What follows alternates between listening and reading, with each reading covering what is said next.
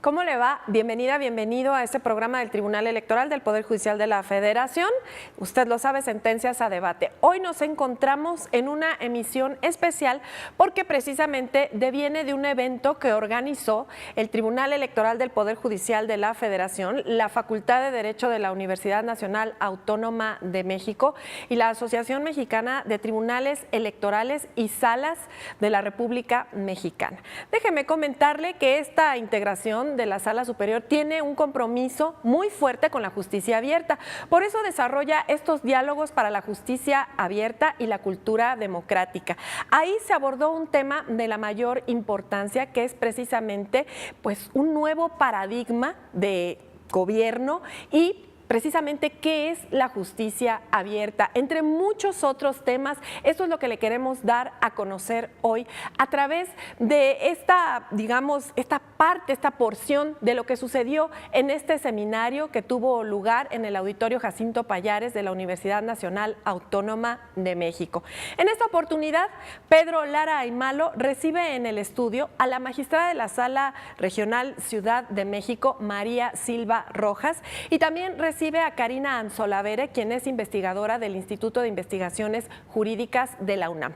Yo lo invito a que se quede con nosotros y que conozca más de lo que es la justicia abierta, porque a través de conocer precisamente más el trabajo de los tribunales electorales, se llega a una mejor participación ciudadana, que es lo que busca al final del día la justicia abierta. Lo invito a que se quede con nosotros. Yo soy Lucy Farías. ¿Nos acompaña?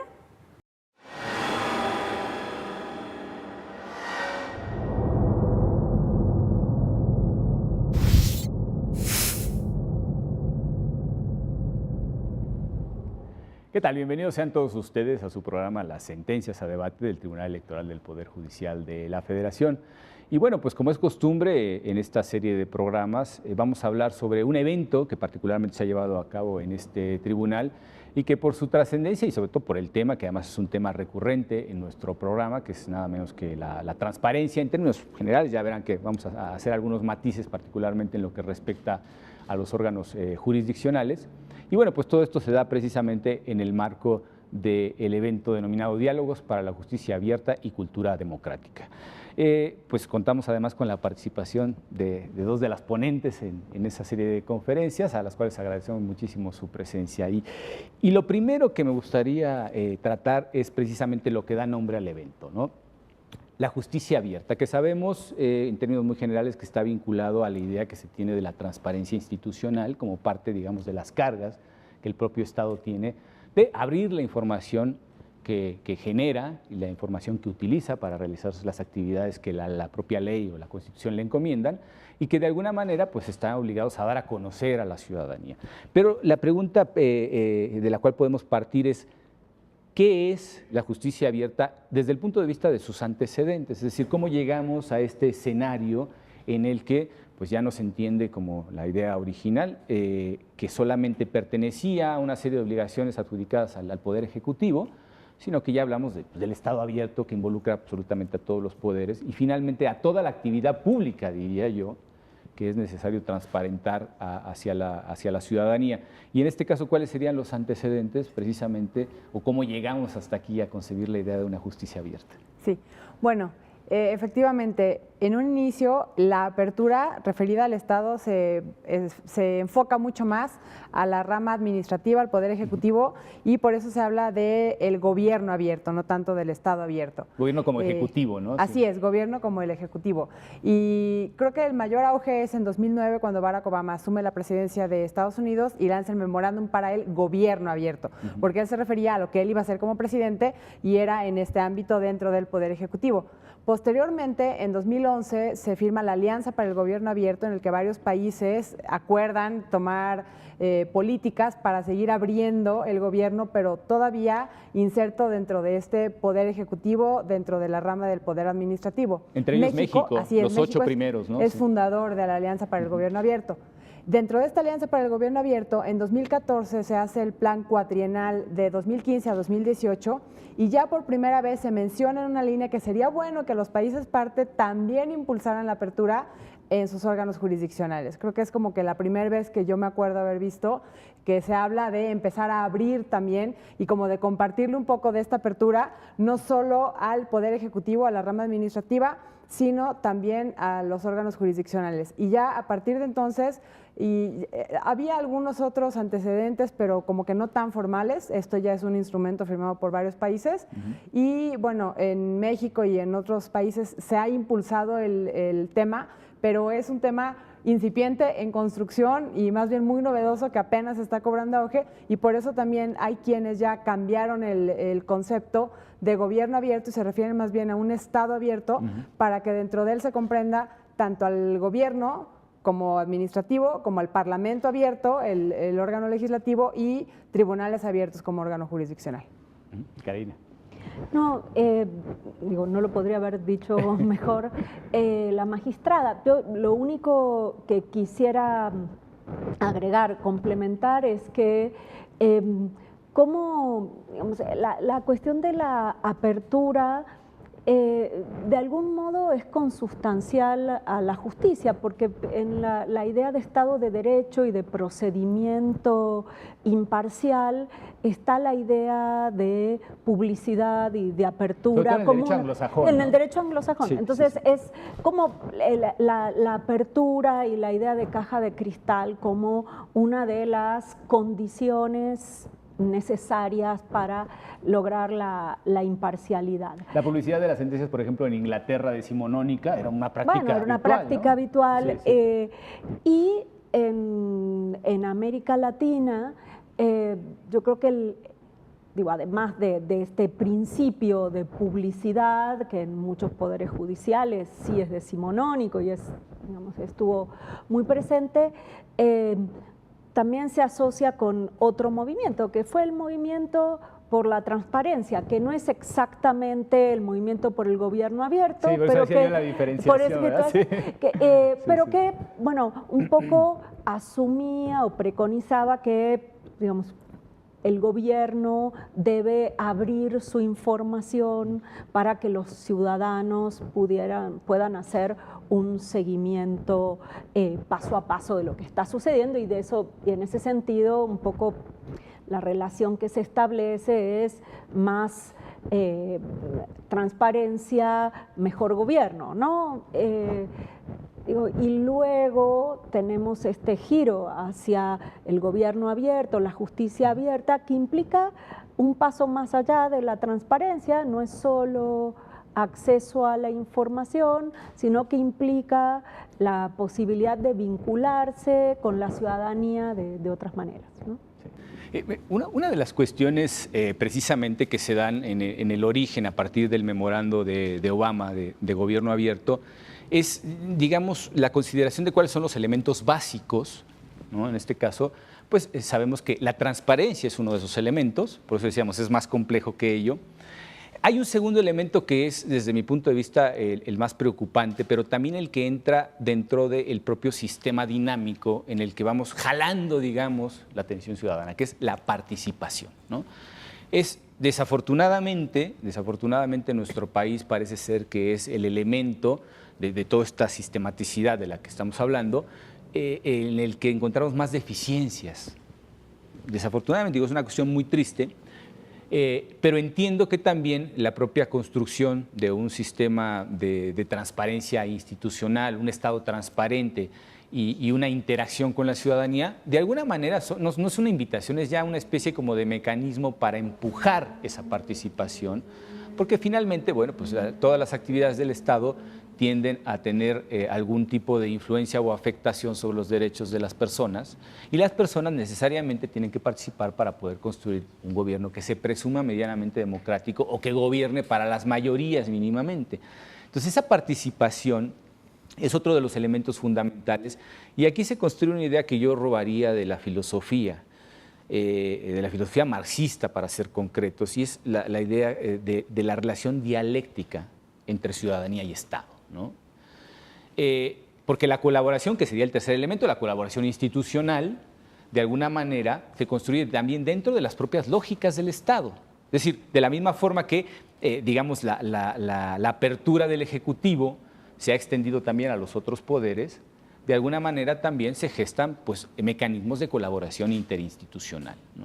Pero claro, más allá de esa frontera delimitada por el propio Estado y los órganos que lo componen, tenemos en el otro lado a la ciudadanía, que es el elemento más importante de todos. Es decir, todo lo que es lo que conforma el aparato que conocemos como Estado, pues es una cuestión secundaria que se supone que está al servicio precisamente de la ciudadanía.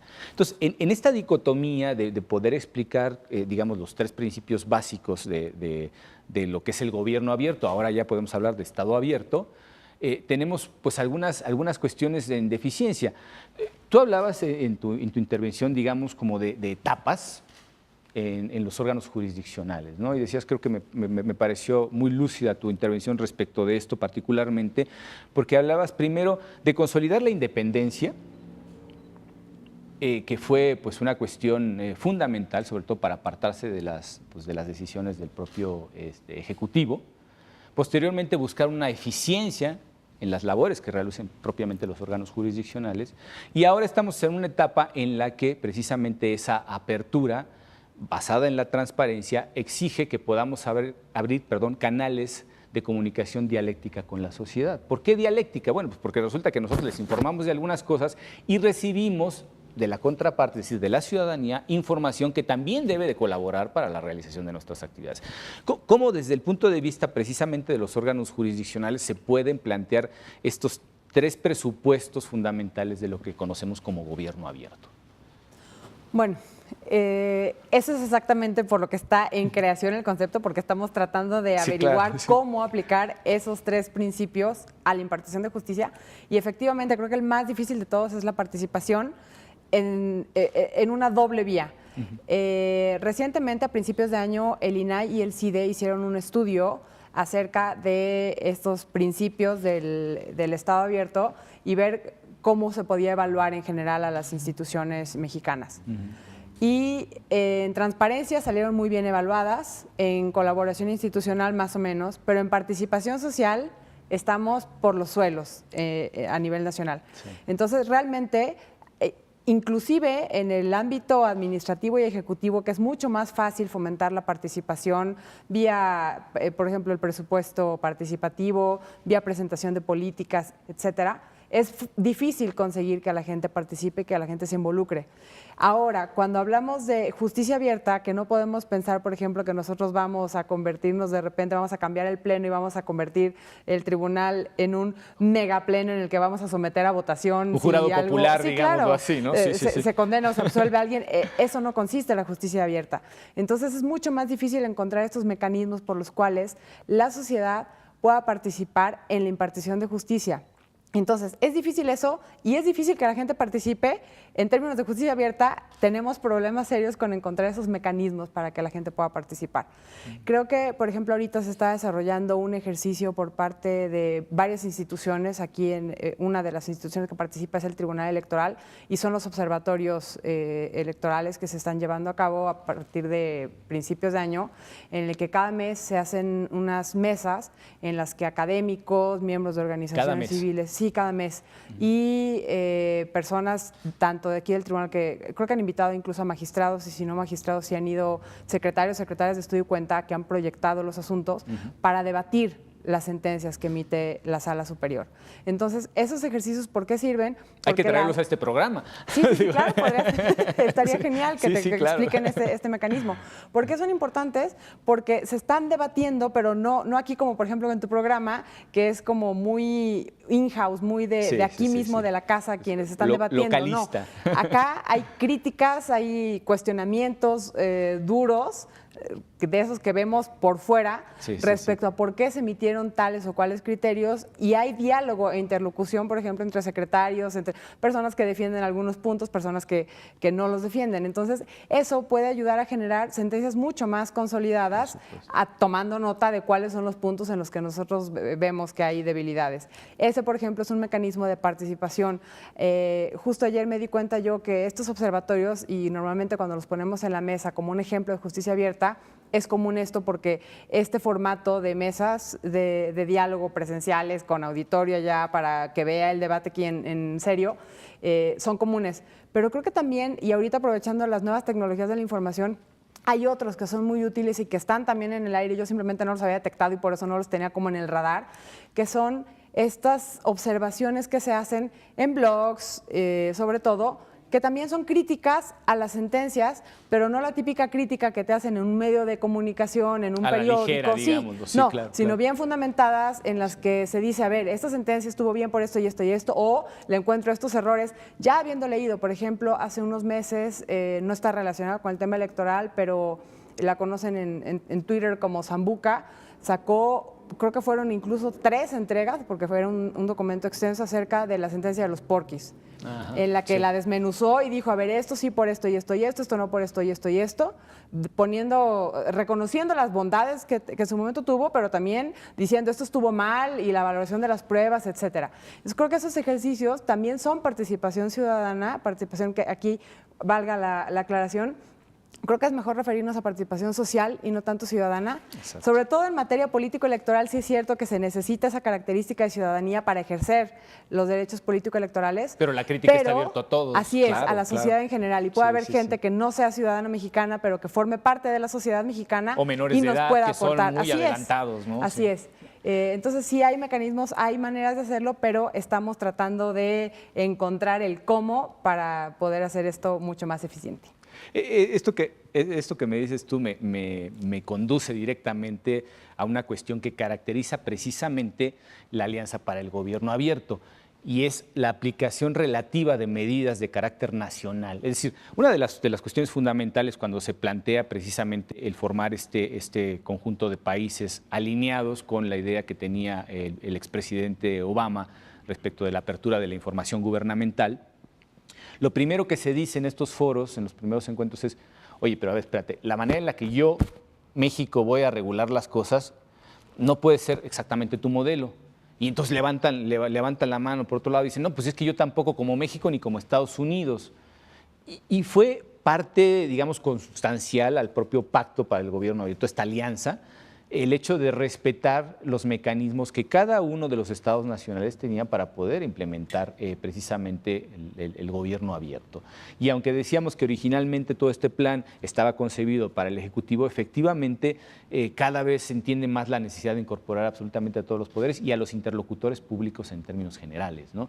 Entonces creo que las particularidades que tenemos, por ejemplo, ya de por sí, para poner en marcha un modelo de gobierno abierto en México, son equiparables a las que en relación con los otros poderes puede tener el poder judicial para poder llevar a cabo prácticas que sean realmente eficaces, que tengan un éxito en lo que se proyecta como una política de Estado, ¿no? Bueno, creo que en lo que dices tú, sí es totalmente cierto. Los acuerdos, sabemos que los acuerdos internacionales, las decisiones que se toman en este tipo de instancias, sufren un proceso de vernaculización. Estas y cualquiera, porque se apropian, se costumizan, ¿no? Aunque rara vez se plantea desde el punto de vista formal desde el inicio eso como un requisito, pero ¿no? yo creo que ya es parte de la regla, no es la excepción, ¿no? Sí. Adquieren el sabor local y las características locales y por otra parte parten desde el punto de partida en el que se encuentra el país o la instancia de gobierno, la instancia judicial que las va a implementar. Y eso a mí me parece absolutamente saludable, porque lo que yo quisiera destacar es que lo que sí me parece un paso adelante es este acuerdo, esta norma, ¿no? Sobre la que se ha acordado, o sea que, bueno, que es importante abrir abrir la función pública o abrir el Estado, y que esto implica varias cosas. Implica que la información sea accesible, implica colaborar, implica promover la participación. Entonces, me parece que sí, la vernaculización deberíamos verla como la regla y no la excepción. Y creo que el caso de, bueno, el Poder Judicial en general y el Tribunal Electoral en particular, que digamos, el tribunal es pionero en la instancia judicial para promover esto, digo, no es la excepción, ¿no? Se hacen eco de estos principios, pero la manera en que se implementa y que se busca es propia, concreta, es propia, claro. y de alguna manera delimitada por las posibilidades y límites de su función, ¿no? Claro. La cuestión tiene, digamos, límites fácticos, ¿no? Si nos permiten, vamos a ir a nuestro primer corte y volvemos en un momento. Muchas gracias.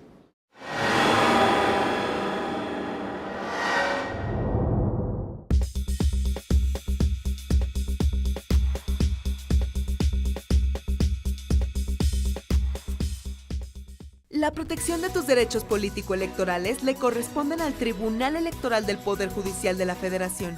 Sus sentencias salvaguardan cada etapa del proceso electoral. Proteger tu decisión en la urna y resolver los conflictos electorales es precisamente la función primordial del Tribunal Electoral del Poder Judicial de la Federación. En cumplimiento a la Ley Orgánica del Poder Judicial de la Federación y a la luz de los principios de máxima publicidad y transparencia, el Tribunal Electoral del Poder Judicial de la Federación rinde un informe anual de labores ante la Suprema Corte de Justicia de la Nación y el Consejo de la Judicatura Federal. Tribunal Electoral del Poder Judicial de la Federación. 30 años de justicia electoral en México. La Sala Superior del Tribunal Electoral del Poder Judicial de la Federación sesiona públicamente a la luz de los principios de máxima publicidad y transparencia para garantizar certeza y legalidad en los procesos electorales. Acompáñenos cada semana en directo desde el Pleno de la Sala Superior para conocer las resoluciones de las y los magistrados del máximo órgano de justicia electoral en nuestro país. Sesión pública de resolución de la Sala Superior del Tribunal Electoral. Sesiones públicas semanales.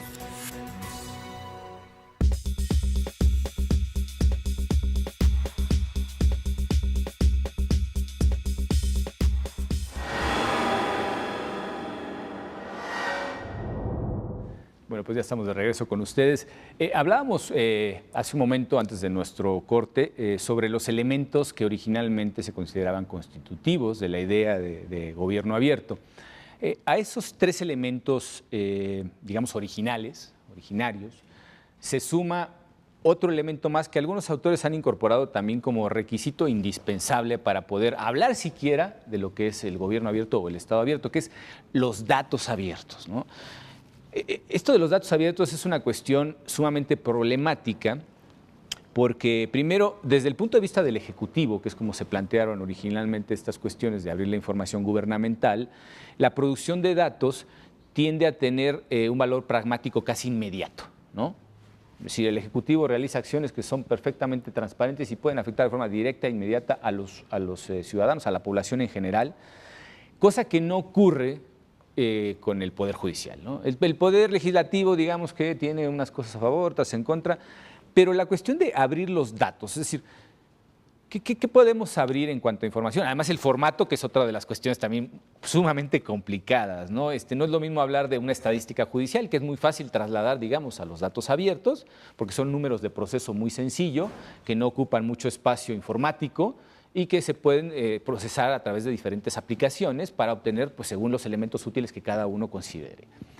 Esa información que, digamos, se provee en bruto, de manera cruda, es muy difícil por la naturaleza precisamente de la información que genera el Poder Judicial, trasladarlas a los formatos abiertos, insisto, más allá de lo que son las estadísticas.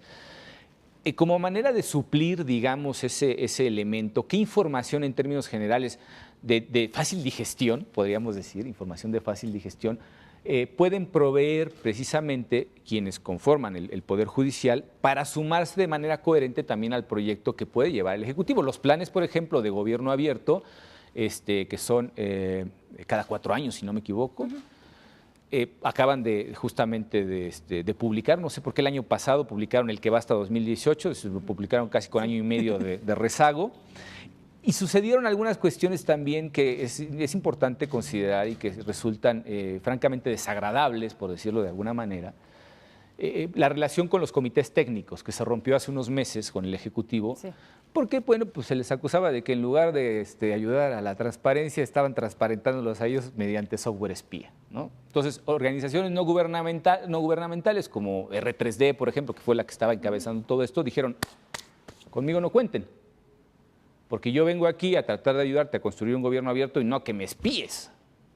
Entonces, bueno, esa relación al final de cuentas la podemos omitir en lo que atañe por lo menos al Poder Judicial, pero sí hay una serie de dificultades para poder abrir la información de tal forma que resulte útil, que es la finalidad última, ¿no? Sí. Sí, aunque creo que en términos, como decimos en las discusiones de sentencias, viendo el fondo del asunto, creo que no es tan distinto el dato abierto de tribunales que el dato abierto de un poder ejecutivo. Es cierto, la finalidad que podría buscar la sociedad al adquirir esos datos puede ser distinta y por eso se percibe como que puede tener mucha mayor densidad o complejidad del dato abierto del Poder Ejecutivo, que a lo mejor te puede ayudar desde a poner un negocio, a hacer estudios de mercado, etcétera. Pero creo que el valor es similar. ¿Por qué? Porque el Poder Ejecutivo te da esa información porque es a lo que se dedica, a hacer política pública, a analizar todas esas cuestiones. ¿Qué es lo que nosotros hacemos como órgano jurisdiccional? Impartimos justicia. ¿Cuál es uno de los primordiales bienes que tenemos que estar tutelando día a día con nuestras sentencias?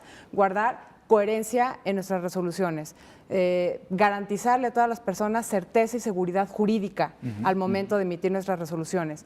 Y viendo que ese es uno de los bienes jurídicos que estamos tutelando nosotros en los tribunales, el hecho de que emitamos nuestras sentencias de tal manera que guarden esa coherencia, que cualquier persona que las lea entienda que estamos siguiendo una misma línea y no estamos resolviendo al contentillo, unos de un color, otros de otro, y no, pues es que este es poquito diferente por esto y este... No, si se ve que hay coherencia y la gente puede entenderlo, creo que a final de cuentas el dato abierto es simplemente el documento en Word, que valga la pena decirlo.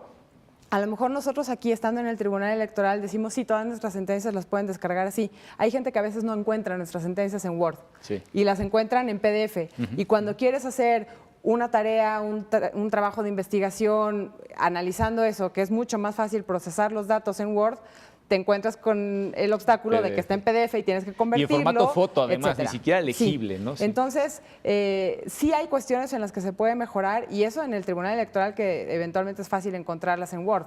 Pero si te vas a otros tribunales estatales, a veces es imposible que las puedas conseguir en Word. Entonces, sí es necesario que haya datos abiertos y aunque es un dato muy sencillo porque es un archivo de Word y no se compara con Excel y fórmulas, etcétera, que es lo que tendría el Poder Ejecutivo, es fundamental que estén de esa manera para que puedan ser utilizadas, digeridas, analizadas por la sociedad y también aprovechando en este momento, creo que parte de esto, nunca lo había pensado de esta manera, pero escuchándote creo que se puede decir, parte de esta apertura de datos puede también implicar lo que llamamos ahorita sentencias ciudadanas, que es emitir las sentencias no solamente con un lenguaje claro, olvidarnos del abogañol, olvidarnos de latinajos, olvidarnos de palabras poco usuales, hacerlo en lenguaje coloquial para que cualquier persona pueda entenderlos.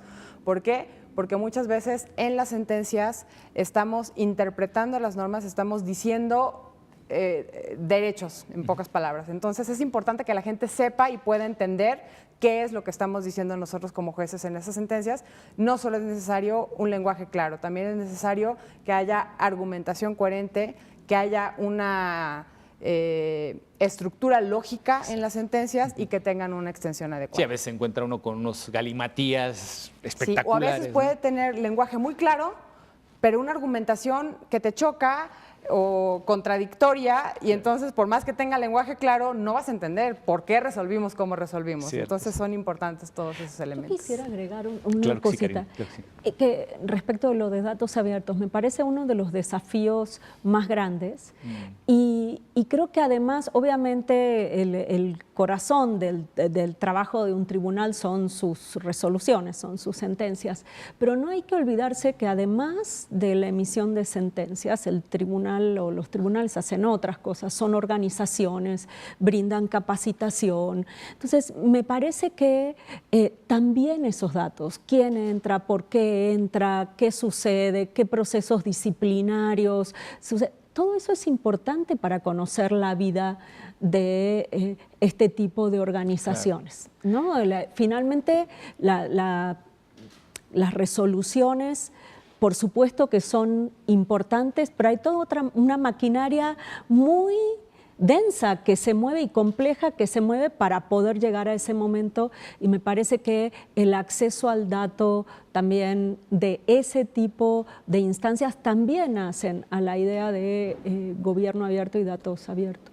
Desde el punto de vista, por ejemplo, sociopolítico, la vinculación que existe a través de la emisión, de la producción de información que llega a todo el público, plantea también otra de las cuestiones que ha sido una preocupación constante, digamos, del Estado, de las instituciones estatales, desde el principio de todo esto, que es el proceso de legitimación.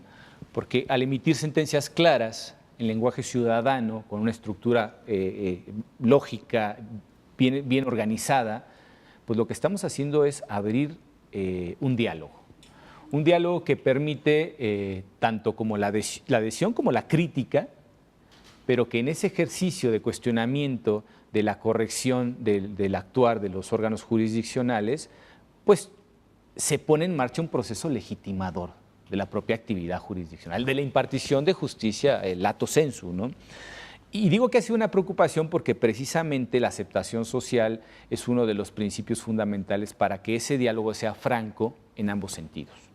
Es decir, quien desconfía de las instituciones, que desafortunadamente es un fenómeno muy común en nuestro país y la desconfianza institucional está por niveles escandalosos, la única manera, digamos, de romper esas barreras de desconfianza, pues es primero generando vínculos de entendimiento, explicando qué es lo que hago y por qué lo hago, de tal forma que pues fomentamos una cultura democrática, una cultura, si se quiere, jurídica en esos términos.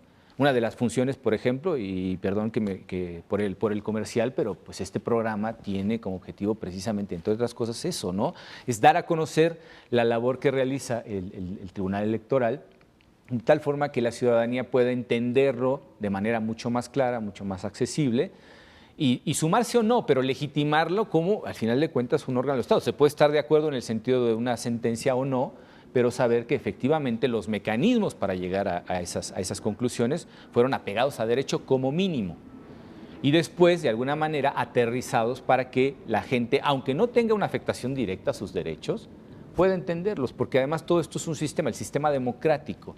Y el hecho de promover la participación está basada, entre otras cosas, pues en entender cómo funciona el sistema. Yo cómo voy a participar en algo que no tengo la más remota idea de cómo se integra en su conjunto y mucho menos cómo funciona en el detalle. Entonces yo creo que esto también es un ejercicio conveniente, digamos, para las autoridades en ese sentido legitimador. No como lo hizo el Ejecutivo deslegitimando su participación en este proyecto de gobierno abierto, sino todo lo contrario.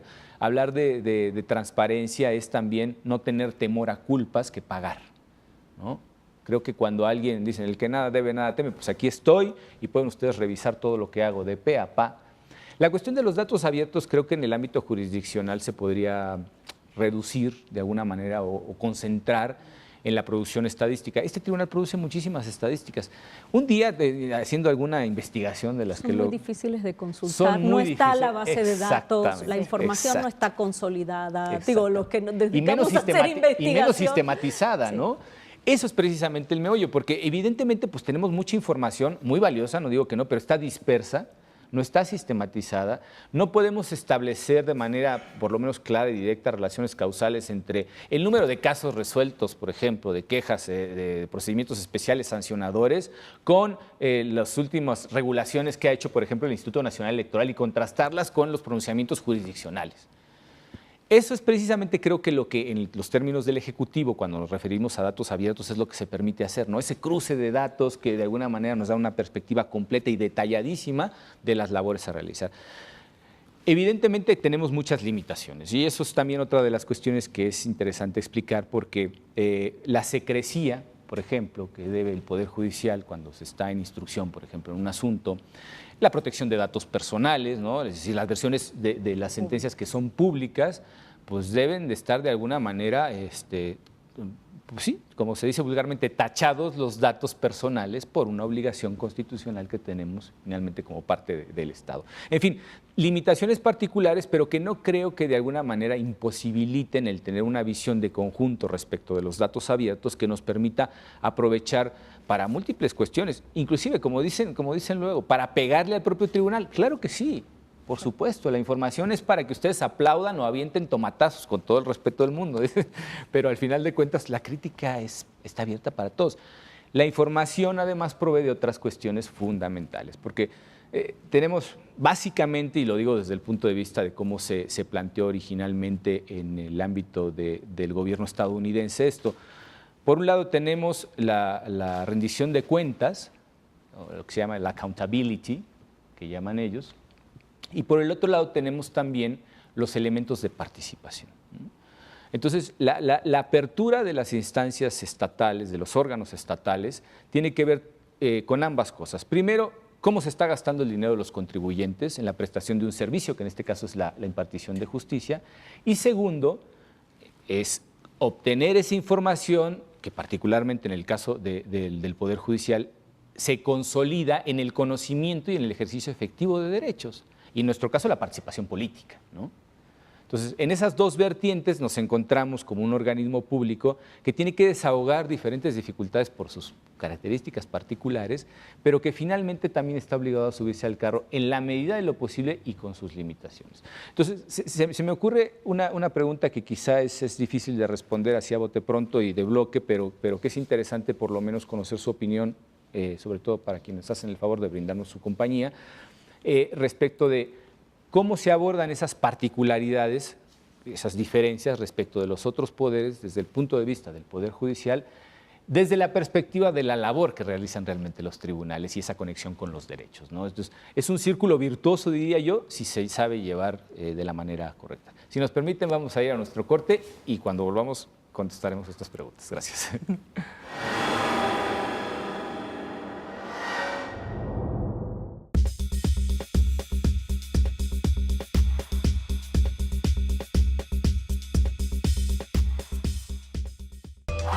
El Tribunal Electoral del Poder Judicial de la Federación cuenta con 7 centros de documentación especializados en materia jurídica y político-electoral que proporcionan servicio directo y gratuito de información y consulta al público en general.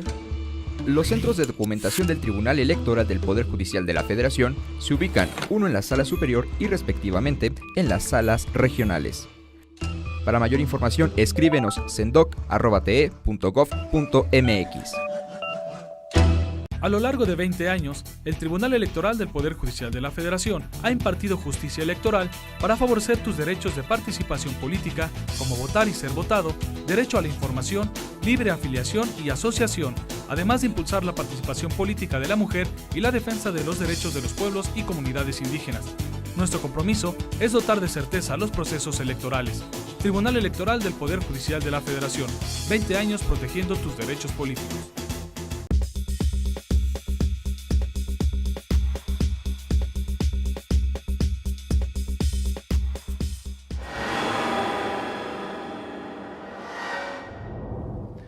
Bueno, pues ya nuevamente con ustedes. Planteamos algunas cuestiones justamente antes de nuestro corte y bueno, pues María, cuéntanos a ver tu perspectiva de esto. Bueno, yo creo que en realidad no es tan distinto la adecuación que se tendría que hacer por parte del Poder Judicial respecto de lo que hacen los otros poderes. Y creo que más bien el quid o la duda aquí es la misma que tenemos los tres y es cómo fomentar la participación social. Y cruza un poco por lo que mencionabas mucho antes de irnos a la pausa en términos de la legitimación. Porque creo que en gran medida las razones por las cuales la gente no participa es porque se siente ajena al gobierno. Y no solo se siente ajena al gobierno, sino que no confía en el gobierno. Entonces, si siento que no es mío, que no me pertenece, que no me representan, y además desconfío de lo que hacen, creo que son una bola de corruptos incompetentes, no veo yo cuál es el beneficio o no veo yo la importancia de participar, de acercarme y de tratar de cambiar las cosas, porque en esa concepción no las voy a poder cambiar yo. Creo que, y eso creo que nos pega tanto al Poder Legislativo como al Poder Ejecutivo y al Poder Judicial. Y entonces más bien bueno, lo que según la tenemos que estadística, hacer, el poder más, golpeado es el judicial. es el Ejecutivo. Sí. Según una estadística del año pasado, que decía precisamente que el Poder Judicial es el mejor valorado y la calificación no era buena. Sí, no. No era buena, definitivamente. No. Entonces, creo que ahí más bien lo que tenemos que hacer es este trabajo de volver a ganar la confianza de la sociedad en nosotros, y parte de este ejercicio de legitimación creo que va por esta apertura, es parte de lo que se busca. La apertura del gobierno, creo que eso no lo hemos tocado aquí, ya vimos cuáles son los principios, cuál es el origen, pero no hemos visto como lo que subyace filosóficamente atrás de la apertura del Estado, y es esta concepción de la democracia vista no solo como una democracia de procesos, una democracia de cuáles son los mecanismos para acceder al poder, sino la democracia vista también como los mecanismos para el control del poder y para el accountability que mencionas. Y ya si nos metemos a analizar ese tipo de democracia, ahí es donde es muy importante la participación de la gente, la participación de la sociedad, para que vea cómo se está ejerciendo el poder y encontrar la manera en la que pueden llegar a hacer control de quienes ejercen el poder. En este caso incluso hay figuras como la revocación del mandato o cuestiones como un poco más fuertes que abonan a este accountability. Entonces, en la medida en la que la gente empiece a encontrar que realmente puede participar e incidir en su gobierno y no vea a las instituciones y a las autoridades como alguien ajeno a ellas, sino que realmente hay este vínculo entre, y yo prefiero decir, entre servidores y servidoras públicas, no autoridades, somos en realidad personas que estamos al servicio de la sociedad. Y entonces, en la medida en la que vuelva la sociedad a ver que hay este vínculo, puede empezar a pensar, bueno, es que entonces sí puedo incidir. Y si yo voy a este observatorio y digo esto, voy a tener una reacción porque en la siguiente sentencia van a cuidar esta cosa que yo había visto aquí como un área de oportunidad o un defecto, y ve que en realidad hay una reacción del gobierno a toda esta participación que se hace, se empieza a reforzar este vínculo, y entonces la gente ya no cree que la participación democrática es ir a depositar el voto en la urna, así es, cada ¿no? 3 o 6 años, claro. Sino que va mucho más allá, y en esa medida ese es lo que busca a final de cuentas el Estado abierto, que la sociedad entienda que el Estado es un Estado conformado, entre otros, por la sociedad y no solo las autoridades, y que en realidad el gobierno no debería de ser responsabilidad únicamente de quienes tenemos un cargo público, sino de todos. Claro. No, y volvemos otra vez al tema de la participación. Y al final de cuentas, ni democracia, ni gobierno abierto, ni Estado abierto son posibles si no existe la participación de los ciudadanos. Yo creo que en nuestro país, particularmente el fenómeno de la provocación informática, y informática no me refiero al área de informática de las computadoras, sino de la información en esos términos abiertos, es una provocación también para que la gente participe criticando las labores de gobierno, ¿no? Lo hemos visto sobre todo en el desarrollo de la transparencia en América Latina, en los primeros años, digamos, de ese boom que hubo de la transparencia, y en el que empezamos a ver que, sobre todo los elementos, digamos, socialmente más participativos, históricamente, que pues la academia, la prensa y algunas organizaciones de la sociedad civil, entre esos 3 sectores han aprovechado muy bien los bancos de datos, la apertura de la información, la transparencia en términos generales, de tal forma que ya empieza, aunque de manera quizá un poco ríspida por la naturaleza de esa relación crítica, pero ya empieza a gestarse un diálogo.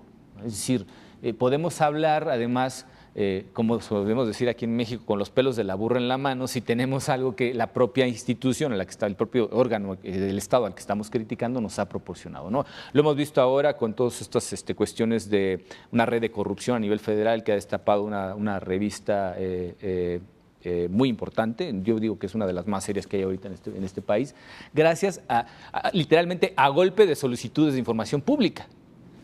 Entonces, estamos empezando a construir un diálogo que de momento va a requerir seguramente poner en equilibrio las fuerzas un poco de la participación ciudadana, por un lado, ¿cómo diríamos?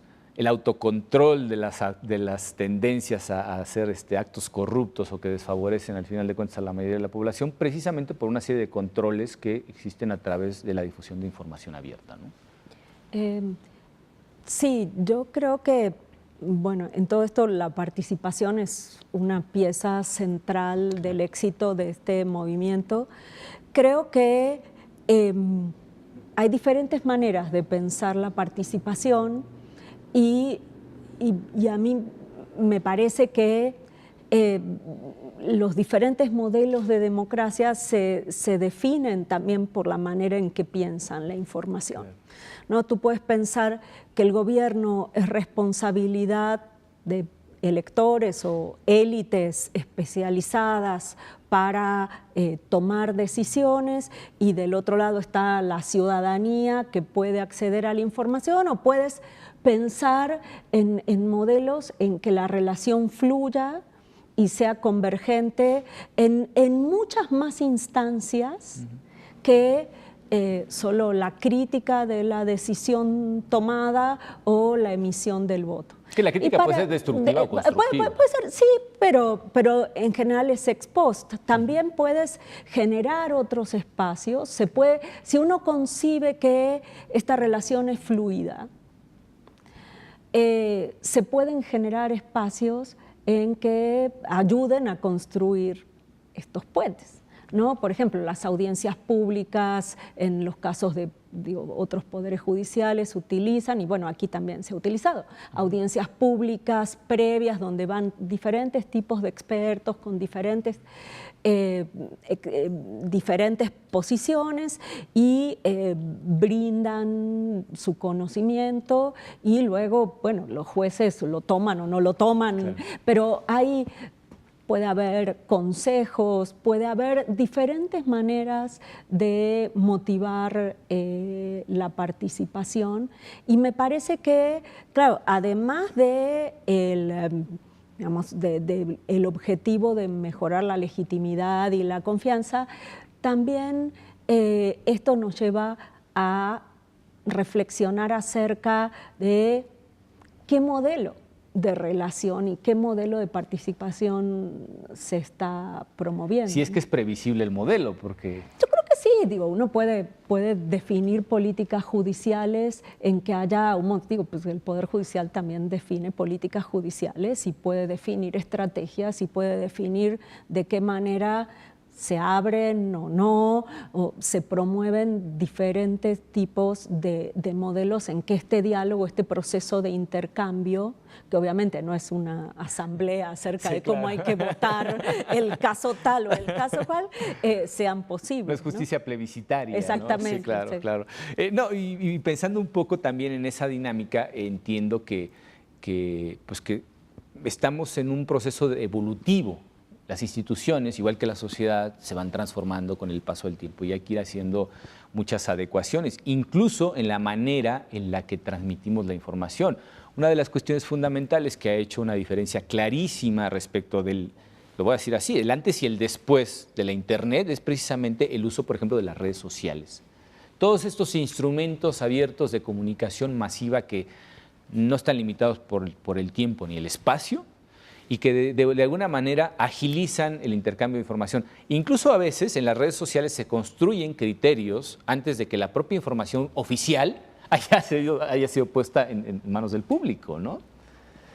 ¿Cómo establecer esos vínculos para que sea mucho más efectiva la relación? Bueno, yo creo que los eventos, como precisamente en el que ustedes fueron ponentes, este programa, o cuando el tribunal admite un amicus curiae, pues son mecanismos de apertura social que de alguna manera, y eso ya depende pues del aprovechamiento que se le dé en el otro lado, son instrumentos útiles para que la sociedad no solamente haga crítica constructiva o destructiva, sino que además también pueda participar de ex ante y no ex post respecto de las cuestiones que se pueden resolver. El amicus curiae creo que es uno de esos elementos, ¿no? El amicus curiae, pues al final de cuentas es una especie como de contribución procesal, normalmente basada en peritajes o en opiniones expertas, que se suman a los elementos que ya tiene el juzgador y que le han sido proporcionadas por las partes y en base a los cuales puede llegar a tomar una decisión. Lo hemos visto mucho, por ejemplo, y hablando de otro de los temas de la transparencia, los grupos vulnerables, que son finalmente pues, los rezagados en todo, absolutamente en todo, por eso precisamente se hacen vulnerables. En la cuestión de la transparencia, creo que aquí hemos tomado un atajo, por lo menos en lo que atañe a los pueblos y comunidades indígenas. Ahí creo que el tribunal está haciendo una labor excepcional. Yo no sé los efectos a pie de tierra, cuáles serán, porque son temas muy complejos y que se escapan a nuestras fronteras de entendimiento cultural, pero creo que institucionalmente el tribunal está haciendo una gran labor, por ejemplo, para comunicar sus sentencias, ¿no?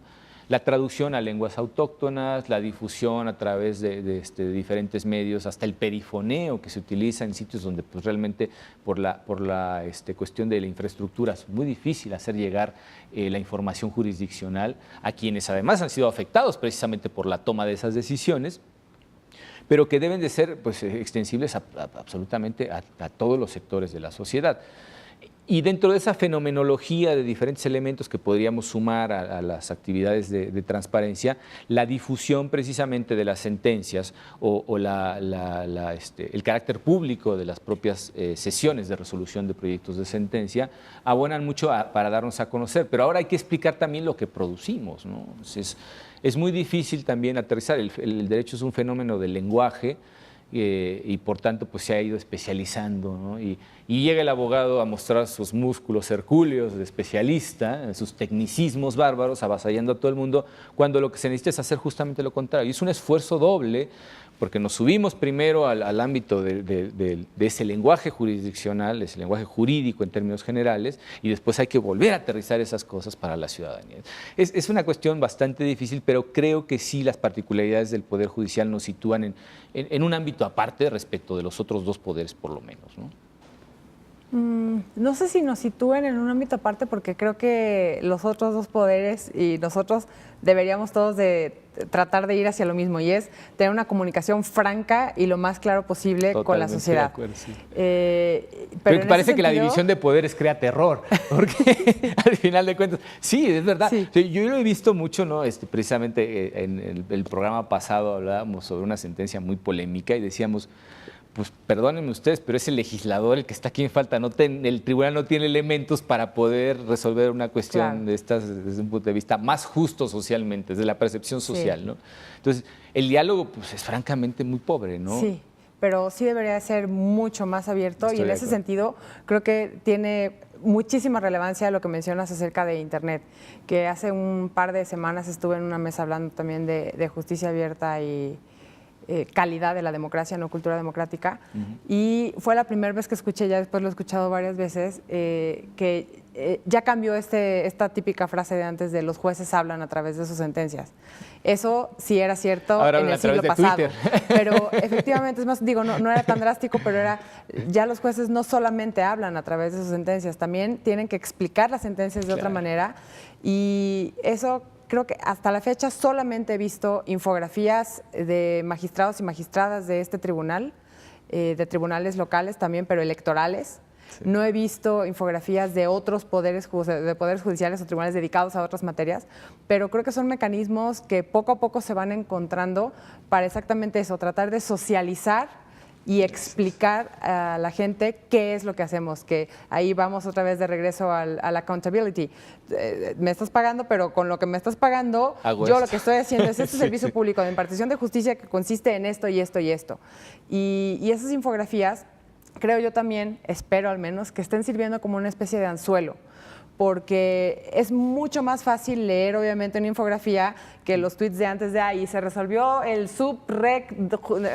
No, las claves ya no. Entonces, la infografía es mucho más clara y creo que de repente puede servir como para pescar a alguien y decir, bueno, esta sí me interesa leerla por el criterio, por la relevancia, por el tema, porque está en mi distrito, por X, Y o Z. Incluso está siendo provocadores con ello, Así ¿no? es. Incluso sí me he enterado yo que hay actores políticos que ya lo que hacen es, en vez de ver el boletín, ponerse a revisar infografías para ver cuál sentencia leer en base a cuál es la que es interesante. Y yo antes de entrar a trabajar al tribunal, y conozco más gente que no está relacionada con este mundo electoral, y antes ocasionalmente se enteraban que resolvían algo, pero ahora cada vez más hay más juego de esta información que va fluyendo porque es mucho más digerible, entonces se difunde mucho más rápido y entonces ya podemos empezar a tener este diálogo que obviamente va a ir muy poco a poco, muy paulatino, tampoco creo que sea como la panacea, tampoco es la única manera, tenemos que encontrar otros mecanismos, por ejemplo el perifoneo que mencionabas, nosotros resolvimos en la Sala Ciudad de México un asunto relacionado con temas indígenas en un estado. Y sobre todo el tema del perifoneo. El de Ayutla de los Libres en Guerrero. El de Ayutla de los Libres, porque muchas veces estas lenguas indígenas son orales, no son escritas, y entonces no sirve de nada que se traduzca. Lo que se hizo fue el perifoneo. Y entonces eso obviamente es la misma tecnología que existía hace 20, 30, 40 años, pero hay que irla adecuando al público al que se quiere llegar. Sí, no solamente desde los instrumentos tecnológicos, sino en el lenguaje, la manera de plantear, de transmitir esa información, ¿no?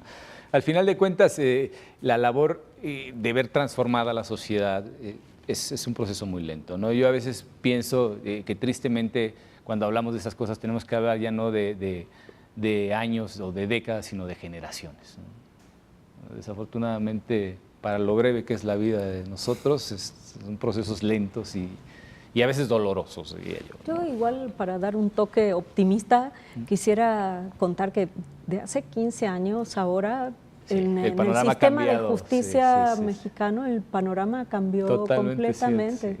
Es el día y la noche, entonces no yo decía la parte que corresponde a la sociedad. No es tanto tiempo. No, institucionalmente creo que sí hemos dado saltos, verdaderos saltos, pero claro, cuando no acompaña finalmente elementos como la participación social, pues ahí es donde los procesos de alguna manera se ralentizan. Al masificarse, creo que todo fenómeno tiende a ir un poco más lento, ¿no? No es lo mismo la evolución de los individuos que de las sociedades.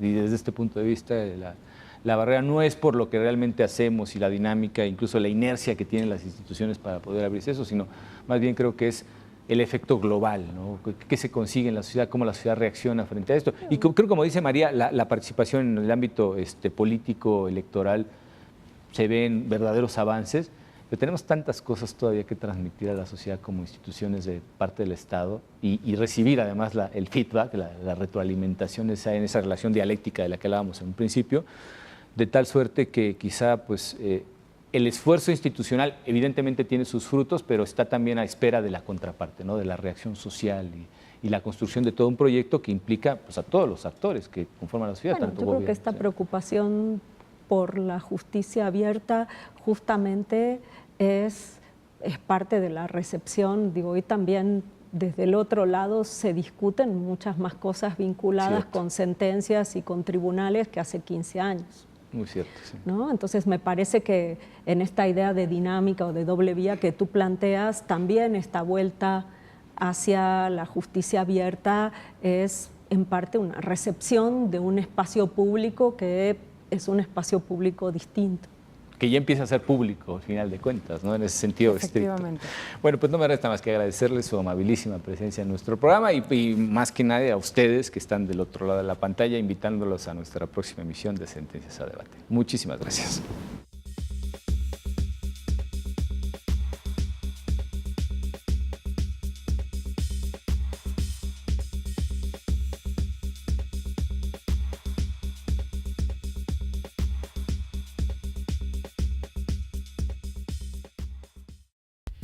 Tus derechos políticos son derechos humanos. El Tribunal Electoral del Poder Judicial de la Federación los protege y tutela mediante la impartición de justicia electoral abierta. Cada sentencia del Tribunal Electoral del Poder Judicial de la Federación contribuye a protegerlos y fortalece los principios que rigen los procesos electorales. Tribunal Electoral del Poder Judicial de la Federación. 20 años protegiendo tus derechos políticos. La Defensoría Electoral para Pueblos y Comunidades Indígenas del Tribunal Electoral del Poder Judicial de la Federación ofrece gratuitamente servicios de defensa y asesoría para garantizar tus derechos político-electorales, tutelando la participación de mujeres y hombres indígenas en condiciones de igualdad jurídica, para elegir órganos de autoridad, conforme a tus propios sistemas normativos internos. 20 años protegiendo tus derechos políticos. La Sala Superior del Tribunal Electoral del Poder Judicial de la Federación tiene la encomienda constitucional de dotar de certeza y legalidad cada etapa del proceso electoral. Acompáñenos semanalmente en la sesión pública de resolución de la Sala Superior y conozca las decisiones que garantizan la voluntad ciudadana y nuestra democracia. Sesión pública de resolución de la Sala Superior del Tribunal Electoral. Sesiones públicas semanales.